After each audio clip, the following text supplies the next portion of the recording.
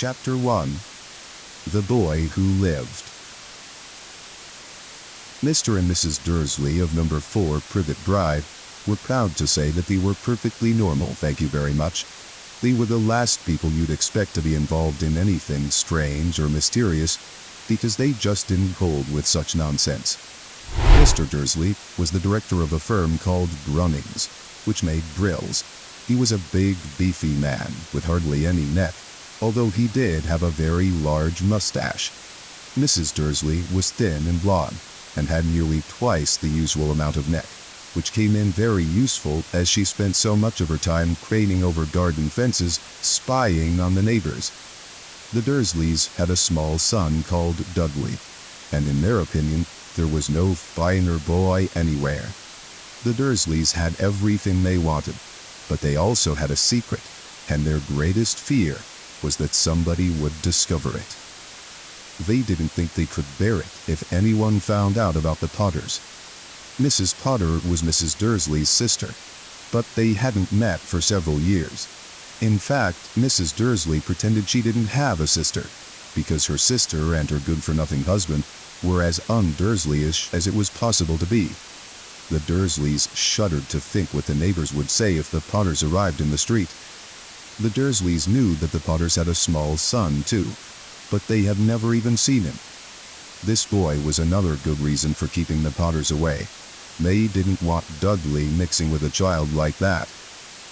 When Mr. and Mrs. Dursley woke up on the dull, gray Tuesday our story starts, there was nothing about the cloudy sky outside to suggest that strange and mysterious things would soon be happening all over the country. Mr. Dursley hummed as he picked out his most boring tie for work, and Mrs. Dursley gossiped away happily as she wrestled a screaming Dudley into his high chair. None of them noticed a large, tawny owl flutter past the window. At 8:30, Mr. Dursley picked up his briefcase, pecked Mrs. Dursley on the cheek, and tried to kiss Dudley goodbye, but missed, because Dudley was now having a tantrum and throwing his cereal at the walls. "Little tyke," chortled Mr. Dursley as he left the house. He got into his car and backed out of number 4's drive. It was on the corner of the street that he noticed the first sign of something peculiar: a cat reading a map. For a second, Mr. Dursley didn't realize what he had seen. Then he jerked his head around to look again. There was a tabby cat standing on the corner of Privet Drive, but there wasn't a map in sight. What could he have been thinking of? It must have been a trick of the light. Mr. Dursley blinked and stared at the cat. It stared back. As Mr. Dursley drove around the corner and up the road, he watched the cat in his mirror. It was now reading the sign that said Privet Drive. No, looking at the sign. Cats couldn't read maps or signs. Mr. Dursley gave himself a little shake and put the cat out of his mind. As he drove toward town, he thought of nothing except a large order of drills he was hoping to get that day. But on the edge of town, drills were driven out of his mind by something else. As he sat in the usual morning traffic jam, he couldn't help noticing that there seemed to be a lot of strangely dressed people about. People in cloaks. Mr. Dursley couldn't bear people who dressed in funny clothes, the get-ups you saw on young people. He supposed this was some stupid new fashion. He drummed his fingers on the steering wheel, and his eyes fell on a huddle of these weirdos standing quite close by. They were whispering excitedly together. Mr. Dursley was enraged to see that a couple of them weren't young at all. Why, that man had to be older than he was, and wearing an emerald green cloak. The nerve of him! But then it struck Mr. Dursley that this was probably some silly stunt. These people were obviously collecting for something. Yes, that would be it. The traffic moved on, and a few minutes later, Mr. Dursley arrived in the Grunnings parking lot, his mind back on drills. Mr. Dursley always sat with his back to the window in his office on the ninth floor. If he hadn't, he might have found it harder to concentrate on drills that morning. He didn't see the owls swooping past in broad daylight, though people down in the street did. They pointed and gazed open-mouthed as owl after owl sped overhead. Most of them had never seen an owl, even at night time. Mr. Dursley, however, had a perfectly normal owl-free morning. He yelled at 5 different people. He made several important telephone calls and shouted a bit more. He was in a very good mood until lunchtime, when he thought he'd stretch his legs and walk across the road to buy himself a bun from the bakery. He'd forgotten all about the people in cloaks until he passed a group of them next to the baker's. He eyed them angrily as he passed. He didn't know why, but they made him uneasy. This bunch were whispering excitedly too, and he couldn't see a single collecting tin. It was on his way back past them, clutching a large donut in the bag, that he caught a few words of what they were saying. "The Potters, that's right, that's what I heard. Yes, their son, Harry." Mr. Dursley stopped dead. Fear flooded him. He looked back at the whisperers as if he wanted to say something to them, but thought better of it. He dashed back across the road, hurried up to his office, snapped at his secretary not to disturb him, seized his telephone, and had almost finished dialing his home number when he changed his mind. He put the receiver back down and stroked his mustache, thinking. No, he was being stupid. Potter wasn't such an unusual name. He was sure there were lots of people called Potter who had a son called Harry. Come to think of it, he wasn't even sure his nephew was called Harry. He'd never even seen the boy. It might have been Harvey or Harold. There was no point in worrying Mrs. Dursley. She always got so upset at any mention of her sister. He didn't blame her, if he'd had a sister like that.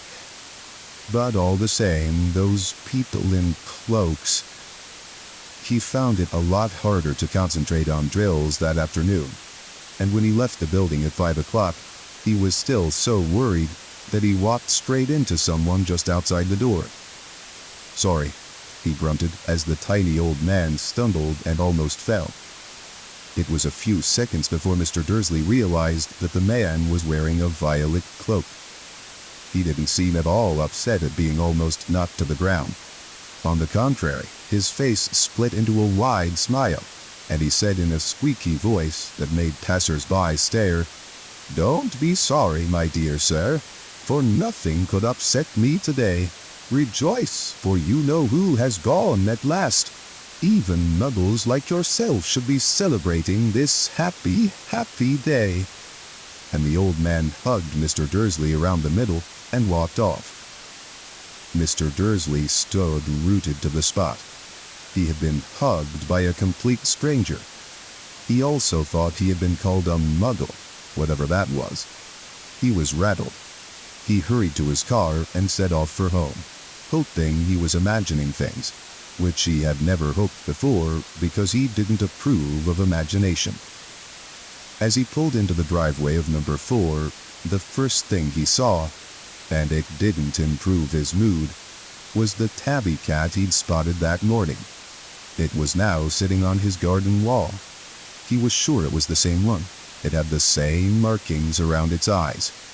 "Shoo," said Mr. Dursley loudly. The cat didn't move. It just gave him a stern look. Was this normal cat behavior? Mr. Dursley wondered. Trying to pull himself together, he let himself into the house.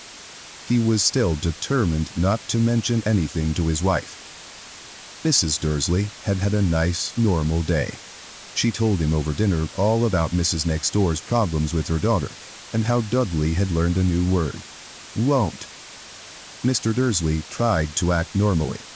When Dudley had been put to bed, he went into the living room in time to catch the last report on the evening news. And finally, brood watchers everywhere have reported that the nation's owls have been behaving very unusually today. Although owls normally hunt at night and are hardly ever seen in daylight, there have been hundreds of sightings of these birds flying in every direction since sunrise. Experts are unable to explain why the owls have suddenly changed their sleeping pattern. The newscaster allowed himself a grin. Most mysterious. And now over to Jim McGuffin with the weather. Going to be any more showers of owls tonight, Jim? "Well, Ted," said the weatherman, "I don't know about that, but it's not only the owls that have been acting oddly today. Viewers as far apart as Kent, Yorkshire, and Dundee have been phoning in to tell me that instead of the rain I promised yesterday, they've had a downpour of shooting stars. Perhaps people have been celebrating bonfire night early. It's not until next week, folks, but I can promise a wet night tonight. Mr. Dursley sat frozen in his armchair. Shooting stars all over Britain, owls flying by daylight, mysterious people in cloaks all over the place, and a whisper about the Potters. Mrs. Dursley came into the living room carrying 2 cups of tea. It was no good. He'd have to say something to her. He cleared his throat nervously. Petunia dear, you haven't heard from your sister lately, have you?" As he had expected, Mrs. Dursley looked shocked and angry. After all, they normally pretended she didn't have a sister. "No," she said sharply. "Why?" "Funny stuff on the news," Mr. Dursley mumbled. "Owls, shooting stars, and there were a lot of funny-looking people in town today." "So?" snapped Mrs. Dursley. "Well, I just thought maybe it was something to do with, you know, her crowd." Mrs. Dursley sipped her tea through pursed lips. Mr. Dursley wondered whether he dared tell her he'd heard the name Potter. He decided he didn't dare. Instead, he said, as casually as he could, "Their son, he'd be about Dudley's age now, wouldn't he?" "I suppose so," said Mrs. Dursley stiffly. "What's his name again? Howard, isn't it? Harry. Nasty, common name if you ask me." "Oh, yes," said Mr. Dursley, his heart sinking horribly. "Yes, I quite agree." He didn't say another word on the subject as they went upstairs to bed. While Mrs. Dursley was in the bathroom, Mr. Dursley crept to the bedroom window and peered down into the front garden. The cat was still there. It was staring down Privet Drive as though it were waiting for something. Was he imagining things? Could all this have anything to do with the Potters? If it did, if it got out that they were related to a pair of... well, he didn't think he could bear it. The Dursleys got into bed. Mrs. Dursley fell asleep quickly, but Mr. Dursley lay awake, turning it all over in his mind. His last comforting thought before he fell asleep was that even if the Potters were involved, there was no reason for them to come near him and Mrs. Dursley. The Potters knew very well what he and Petunia thought about them and their kind. He couldn't see how he and Petunia could get mixed up in anything that might be going on. He yawned and turned over. It couldn't affect them. How very wrong he was. Mr. Dursley might have been drifting into an uneasy sleep, but the cat on the wall outside was showing no sign of sleepiness. It was sitting as still as a statue, its eyes fixed unblinkingly on the far corner of Privet Drive. It didn't so much as quiver when a car door slammed on the next street, nor when 2 owls swooped overhead. In fact, it was nearly midnight before the cat moved at all. A man appeared on the corner the cat had been watching, appeared so suddenly and silently you'd have thought he'd just popped out of the ground. The cat's tail twitched, and its eyes narrowed. Nothing like this man had ever been seen on Privet Drive. He was tall, thin, and very old, judging by the silver of his hair and beard, which were both long enough to tuck into his belt. He was wearing long robes, a purple cloak that swept the ground, and high-heeled, buckled boots. His blue eyes were light, bright, and sparkling behind half-moon spectacles, and his nose was very long and crooked, as though it had been broken at least twice. This man's name was Albus Dumbledore. Albus Dumbledore didn't seem to realize that he had just arrived in a street where everything from his name to his boots was unwelcome. He was busy rummaging in his cloak, looking for something. But he did seem to realize he was being watched, because he looked up suddenly at the cat, which was still staring at him from the other end of the street. For some reason, the sight of the cat seemed to amuse him. He chuckled and muttered, "I should have known." He found what he was looking for in his inside pocket. It seemed to be a silver cigarette lighter. He flicked it open, held it up in the air, and clicked it. The nearest street lamp went out with a little pop. He clicked it again. The next lamp flickered into darkness. 12 times he clicked the put-outer, until the only lights left on the whole street were 2 tiny pinpricks in the distance, which were the eyes of the cat watching him. If anyone looked out of their window now, even beady-eyed Mrs. Dursley, they wouldn't be able to see anything that was happening down on the pavement. Dumbledore slipped the put-outer back inside his cloak and set off down the street toward number 4, where he sat down on the wall next to the cat. He didn't look at it, but after a moment he spoke to it. "Fancy seeing you here, Professor McGonagall." He turned to smile at the tabby, but it had gone. Instead, he was smiling at a rather severe-looking woman who was wearing square glasses exactly the shape of the markings the cat had had around its eyes. She, too, was wearing a cloak, an emerald one. Her black hair was drawn into a tight bun. She looked distinctly ruffled. "How did you know it was me?" she asked. "My dear Professor, I've never seen a cat sit so stiffly." "You'd be stiff if you'd been sitting on a brick wall all day," said Professor McGonagall. "All day? When you could have been celebrating? I must have passed a dozen feasts and parties on my way here." Professor McGonagall sniffed angrily. "Oh yes, everyone's celebrating all right," she said impatiently. "You'd think they'd be a bit more careful, but no. Even the Muggles have noticed something's going on. It was on their news." She jerked her head back at the Dursleys' dark living room window. "I heard it. Flocks of owls, shooting stars. Well, they're not completely stupid. They were bound to notice something. Shooting stars down in Kent. I'll bet that was Daedalus Diggle. He never had much sense." "You can't blame them," said Dumbledore gently. "We've had precious little to celebrate for 11 years. "I know that," said Professor McGonagall irritably, "but that's no reason to lose our heads.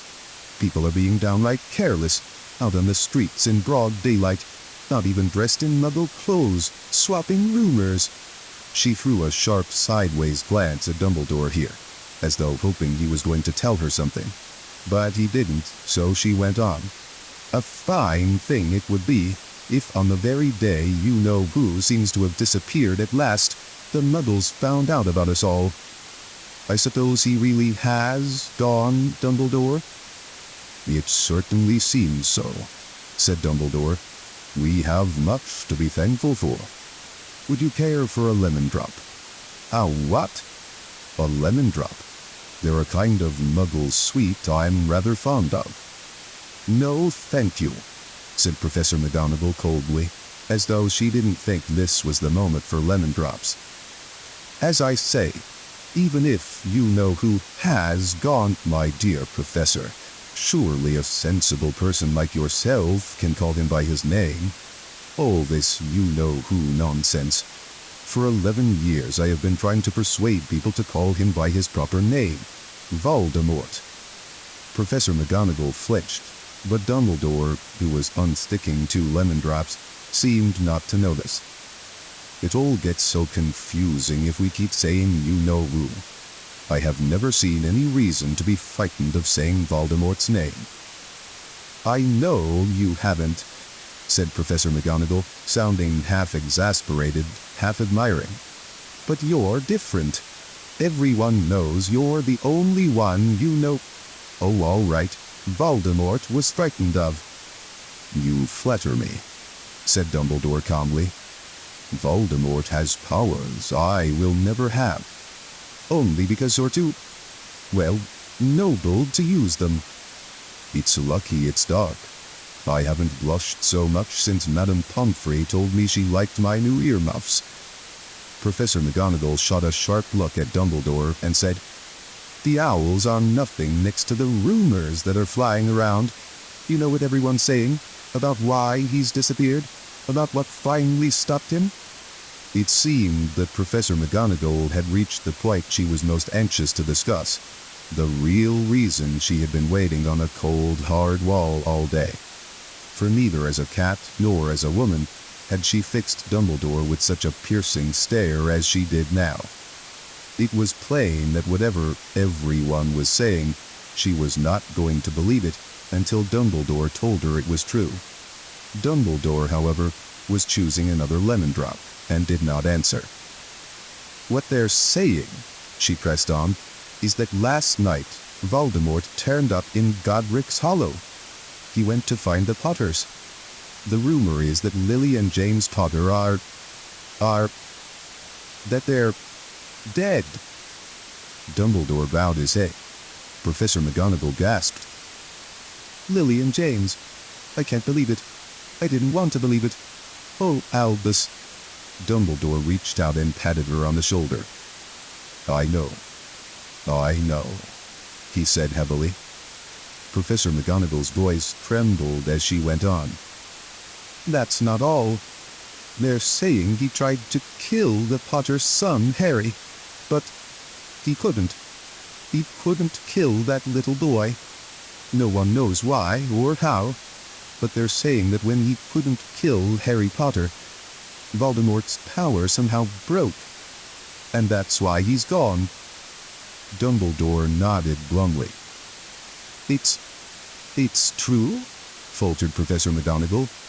After all he's done, all the people he's killed, he couldn't kill a little boy? It's just astounding. Of all the things to stop him. But how in the name of heaven did Harry survive? We can only guess, said Dumbledore. We may never know.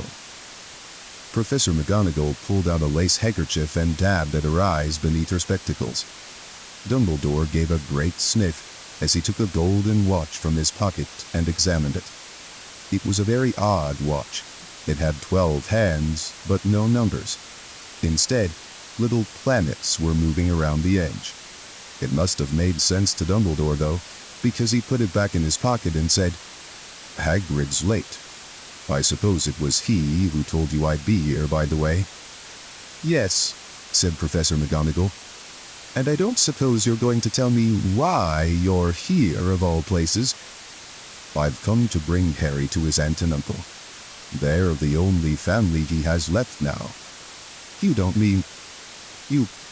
mean the people who live here, cried Professor McGonagall, jumping to her feet and pointing at number 4. Dumbledore, you can't. I've been watching them all day. You couldn't find 2 people who are less like us. And they've got this son. I saw him kicking his mother all the way up the street, screaming for sweets. Harry Potter, come and live here. It's the best place for him, said Dumbledore firmly. His aunt and uncle will be able to explain everything to him when he's older. I've written them a letter. A letter? Repeated Professor McGonagall faintly, sitting back down on the wall. Really, Dumbledore? You think you can explain all this in a letter? These people will never understand him. He'll be famous, a legend. I wouldn't be surprised if today was known as Harry Potter Day in the future. There will be books written about Harry. Every child in our world will know his name.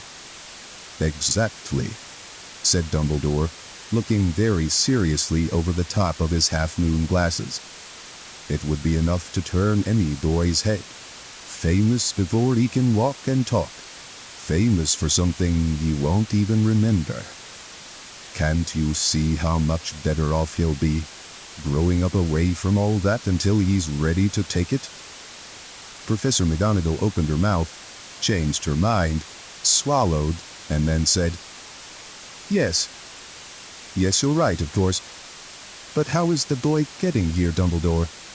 She eyed his cloak suddenly, as though she thought he might be hiding Harry underneath it. Hagrid's bringing him.